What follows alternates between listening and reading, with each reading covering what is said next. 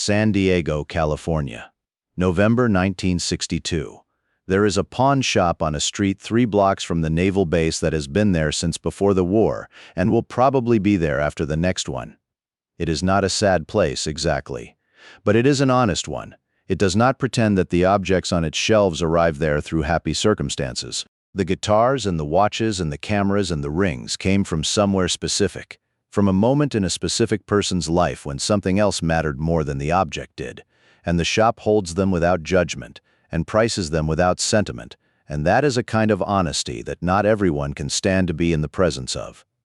On a Tuesday morning in November of 1962, a young man came through the door of that shop and set 3 things on the glass counter. He was 23 years old. He had been a Marine for 4 years. He had been a civilian for 11 days. The 3 things on the counter were his service medals. And this is what happened next. His name was Eddie Page, not Edward. His mother had put Edward on the birth certificate in 1939 because she believed in formal names and their capacity to give a person something to grow into. But nobody had called him Edward since the 3rd grade when he had informed his teacher with the particular gravity available only to 8-year-olds that his name was Eddie, and he would like that to be respected. He grew up in Oceanside, which meant he grew up in the long shadow of Camp Pendleton the way all Oceanside boys did, with the distant percussion of artillery ranges as background noise and the constant procession of men in uniform through the downtown streets and the understanding, absorbed before it was ever articulated, that service was not an unusual choice but simply what the men around him did. His father had served in the Pacific. 2 uncles in Korea. The Page family had a specific relationship with the United States Marine Corps that was not enthusiastic in any performed way but simply structural, the way a family can have a relationship with a trade or a church, as a thing that is part of what you are before you decide what you think about it. Eddie enlisted at 18. He was not running from anything, and he was not chasing glory. He was doing the thing that made sense to him, given what he understood about himself at 18, which was that he was good at hard physical work, that he did not mind being told what to do by people who knew more than he did, and that he wanted to be in a room where the people around him could be depended on absolutely, which was not a description of most rooms he had been in growing up. The Corps gave him all of that. It gave him Paris Island first, which was not comfortable but was honest. In the same way the pawn shop was honest, without pretending that the thing being done to you was anything other than what it was. After Paris Island, it gave him a rifle company out of Pendleton. 2 deployments. The first to the Pacific, exercises and posture and the long grinding readiness of a force that is not at war but is not at peace either, that lives in the permanent conditional tense of might be needed. The second deployment was different. He did not talk about the second deployment. Not to his mother. Not to the 2 friends from Oceanside he still kept in regular contact with. Not to the men he had served with, because they had been there and did not need it described, and the men who had not been there could not be made to understand it accurately enough to justify the attempt. He had done his job. He had done it well enough that the Corps had given him the 3 medals he set on the counter of the pawn shop on a Tuesday morning in November. He had been a civilian for 11 days. The medals were a Navy and Marine Corps Achievement Medal, a Good Conduct Medal, and a Combat Action Ribbon. The last one meant what it sounds like it means. The man behind the counter at the pawn shop was named Roy, and Roy had been looking at things people brought in for 20 years and had learned to read the object and the person bringing it together as a single thing because you could not price one without understanding the other. He looked at the 3 medals. He looked at Eddie Page. Eddie was in civilian clothes. Jeans, a plain shirt, a jacket that had the particular fit of a garment bought for a body that had been a slightly different shape when it was purchased. He was lean. He held himself in the way men hold themselves when they have spent 4 years being told that posture is not aesthetic preference, but operational necessity. Roy had seen a lot of men from the base over 20 years. He recognized what he was looking at. "These yours?" Roy said. "Yes, sir." Roy looked at the medals again, the Combat Action Ribbon. He looked up. "You don't have to sell these," Roy said. He said it quietly, not making a thing of it. "I know," Eddie said. "What do you need?" Eddie told him. Not the full story, the number. The specific number that stood between him and the next 2 weeks, which was the distance he needed to cover to get from where he was to where the job started. There was a job. That was the important thing. The thing Eddie had been holding on to since discharge. There was a job in the aerospace industry in Los Angeles, a machinist position. A man from his unit had made the connection. It started in 3 weeks. It paid well. It was the kind of work that built into something over time, the kind of thing that made sense as a foundation. He needed to get to Los Angeles. He needed a deposit on a room. He needed to cover 11 days of nothing on the other side of discharge while he waited for the job to start. He had not planned the gap well. He was 23. Planning gaps is something you learn to do by failing to do it and then surviving the failure and doing it better next time. The medals were what he had. Roy named a price. It was a fair price, actually. Roy was not trying to take advantage. He knew what the medals were worth in the secondary market, and he priced them fairly and told Eddie what he would get. It was not enough.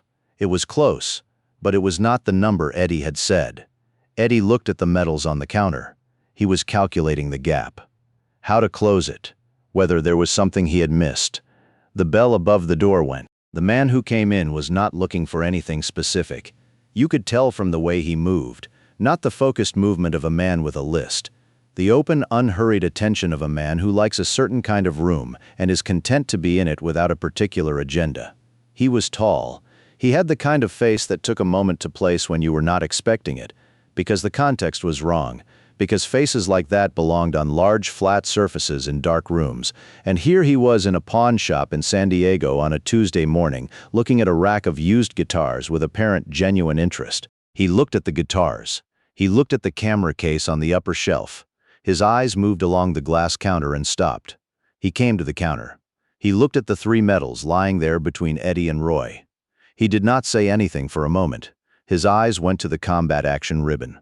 They stayed there the way eyes stay on something when recognition has occurred, and the mind is catching up to what recognition means. He looked at Eddie. "Marines?" he said. "Yes, sir.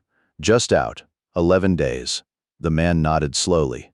He looked at the medals again. Roy, behind the counter, had gone very still in the way that people go still when they have recognized someone and are waiting to see what the situation requires of them. "You got a job?" the man said to Eddie, not prying. Asking the way a man asks when he genuinely wants to know the answer. Eddie told him about the machinist position. Los Angeles. 3 weeks. He told it straight, without dressing it up, because there was something about the way the man asked that made dressing it up seem pointless. The man listened. "What's the gap?" he said. Eddie looked at him. He had just told a stranger at a pawn shop counter more about his situation than he had told his mother on the phone last Sunday. He was not sure how that had happened. Something about the way the question landed. Clean, direct, without pity in it. The way a man asks a question when he actually wants the information and is not asking to perform sympathy. He named the gap. The full number this time. Not the truncated version he had given Roy. The man looked at the medals. "You got somewhere to stay tonight?" he said. "Base hotel," Eddie said. "One more night. And after?" "I'll figure it out." The man was quiet. He looked at Roy. "What are you giving him?" he said. Roy told him. The man looked at Eddie. "Put them back in your pocket," he said. Eddie looked at him. "The medals," the man said. "Put them away. You don't sell those." I know what you need. You told me." He was already reaching into his coat. "You don't pay for a gap with those. That's not what those are for." He put his wallet on the counter. He counted the gap. He counted it exactly. Not rounded up to make a point. Not a dramatic excess. The number Eddie had named, in bills, on the glass counter next to the space where the medals had been. Then he counted something more. He put it beside the first stack. "That's separate," he said. "That's for the first month in Los Angeles while you get the footing under you. A city costs more than you think it's going to the first month. It always does." Eddie Page looked at the money on the counter. He was 23 years old and he had done 2 deployments, and he did not consider himself a man who was easily knocked off balance. He was knocked off balance. "I can't take this," he said. "Yes, you can. I don't know you." The man looked at him steadily. "You know what I am," he said. "I'm a man who never served. I've played soldiers and cowboys and lawmen for 20 years on a screen, and I have never once put on a uniform for real. Every man who has done the real thing is owed something by every man who only did the pretend version. This," he nodded at the money, "this doesn't cover it. But it's what I have on me today." Eddie Page was quiet. He looked at the money. He looked at the medals in his hand. "There's no obligation with this," the man said. You don't owe me a letter or a phone call or anything. You take the money, you get to Los Angeles, you start the job, you build the thing you're going to build. That's all I'm asking you to do with it." Roy, behind the counter, had not moved. He would describe the moment later, to his wife that evening, as the quietest loud thing he had ever seen. Nothing had been raised. No voice, no gesture, nothing performed. Two men at a counter, one of them 23 with medals in his hand, and one of them famous in a way that did not seem to be present in the room at that moment. Just two men working something out. Eddie Page put the medals in his jacket pocket. He put them away carefully. Not hastily, not with relief, with care.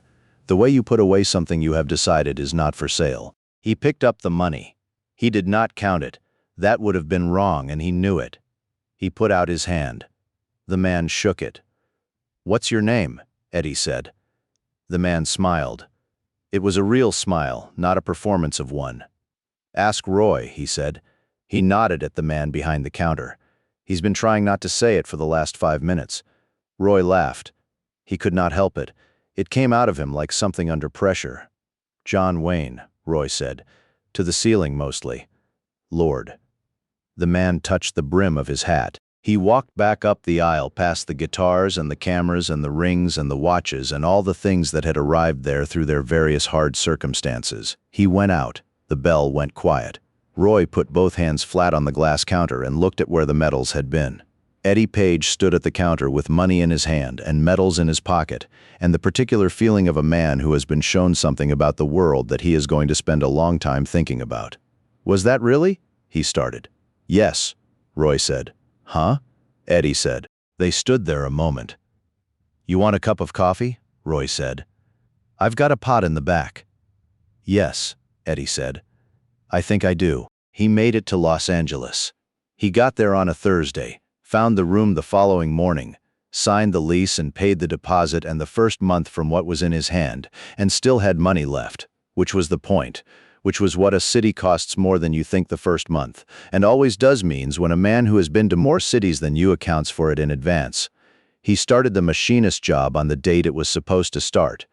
He was good at it. He was good at it for the same reasons he had been good at being a Marine. Precision, patience. The understanding that the difference between close and right is not a matter of opinion but a matter of function, and that close has a way of becoming a problem later while right just keeps being right. He worked his way up. He stayed in aerospace. The industry was expanding in ways that rewarded exactly his combination of precision work and applied experience, and he rode the expansion the way a man rides something large when he has positioned himself correctly and is willing to work. He married in 1965, a woman from Pasadena named Helen who had grown up with an engineer father and understood without having to be taught that a man who cared about whether things worked correctly was not a difficult man, but a reliable one. He sent his mother money every month. He had been sending it since the first Marine paycheck, and he did not stop when the paychecks changed. He only increased the amount as the paychecks grew. He did not talk about the pawn shop in San Diego for a long time, not because it embarrassed him, because it was his. Because some things you carry privately for a while before you decide what they mean and who gets to know about them. He told Helen in 1967, 5 years after it happened. They were at the kitchen table on a Sunday morning, and something came up on the television, a clip from a film, and the face was there on the screen, and Eddie watched it for a moment. Helen asked what he was thinking. He told her. She was quiet when he finished. "Did you ever think about finding him?" she said. "To say thank you?" Eddie thought about it. He didn't want that, he said. He was specific about it. No letter, no phone call. You build the thing. That was it. And did you? He looked around the kitchen, the house, which they had bought the year before, Helen across the table, the job, which had become a career, the thing he was building, visible from where he was sitting in all directions. "Yeah," he said. "I think I am." He never spoke about it publicly, not to a reporter, not at an industry dinner, not in any context where it would have made a good story, which it would have had. It would have made an excellent story, the kind that got printed and repeated and attached to a famous name and circulated. He did not tell it in those rooms. He told it to Helen. He told it to his son when his son was old enough to understand what it meant that a man could be 23 with medals in his hand and still have somewhere to go. He told it to one friend, a man from the machinist job who had also served, who had his own version of a gap between discharge and the next thing and understood the specific texture of that gap without having it explained. That was the circle, small on purpose. The man at the counter had said no obligation, and Eddie Page had understood that no obligation included the obligation to make the story useful to other people's sense of who John Wayne was. It was not a story about John Wayne. It was a story about a gap of 11 days and what it costs, and what it means when someone accounts for the cost and fills it. John Wayne was the instrument.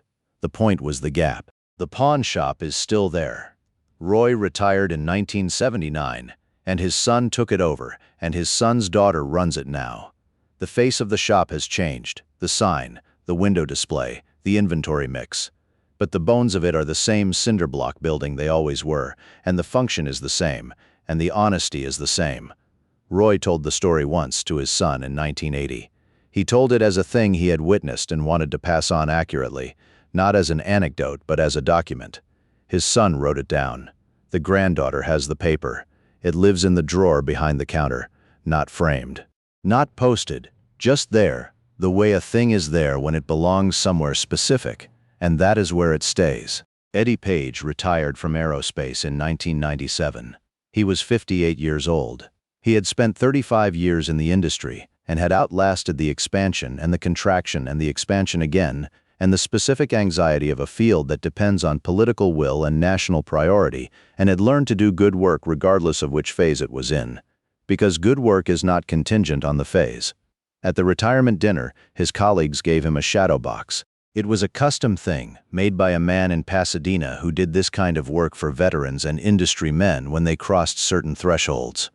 A walnut frame, glass front, the interior lined in midnight blue fabric. Inside the shadow box, mounted in order, were 3 medals. A Navy and Marine Corps Achievement Medal, a Good Conduct Medal, a Combat Action Ribbon. He had kept them the whole time. 35 years in a box in the closet of every house they had lived in, then in the box on the shelf in the garage after the kids were gone and the space reshuffled itself around retirement. His son had found them.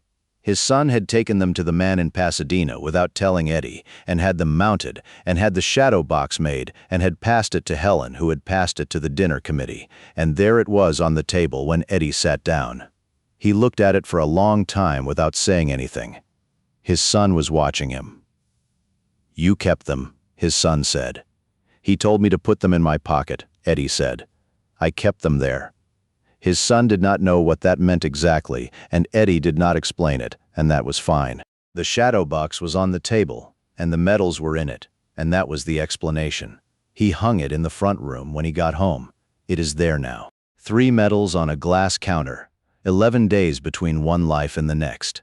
A gap with a specific number on it, named plainly to a stranger who asked plainly, filled without ceremony and without conditions except one: build the thing. He built it. 35 years in an industry that put machines into the air, and eventually beyond it. A house in a city that had cost more than he thought the first month and exactly what he had expected every month after that, once he had the footing under him. A son who found medals in a garage and understood they should be in a frame. A daughter-in-law he had not met yet when a man in a pawn shop told him no obligation. 2 grandchildren who will inherit a shadow box in a front room, and a story their grandfather told once at a kitchen table on a Sunday morning, and that their father wrote down because he thought it was the kind of thing that deserved to be written down. He was right. It is exactly that kind of thing. The medals are in the shadow box. The shadow box is in the front room. The combat action ribbon is on the right. If you know what it means, you know what it cost. If you don't know what it means, look it up. Then look at it again. If this one found you, pass it on, share it with a veteran. Share it with someone who is 11 days from the next thing and cannot quite see across the gap. Subscribe if you haven't yet. More Duke stories coming.